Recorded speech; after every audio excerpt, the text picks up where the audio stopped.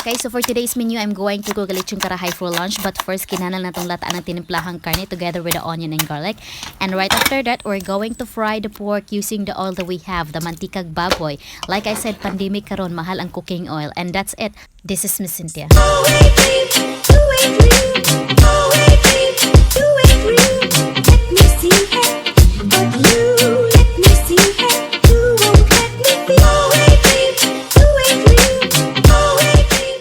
We have tinadtad na karne karon, but this is too much. I split this into two recipe, adobo tsaka sinigang.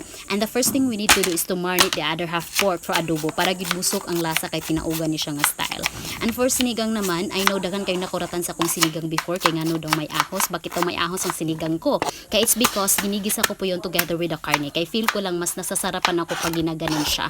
And we have different style of cooking, and this is my style. Why butanay zay? Charot lang. And also for the pichay, bakit daw may pichay ang aking sinigang? It's because, as I mentioned before, hindi ko hinahanap ang wala. Wala na nga, diba? Rar! Kung unsay available mo, gina siya. As long as masustansya, makain, hindi nakakalason, okay na yun, zay. And for today's sinigang naman is with potato.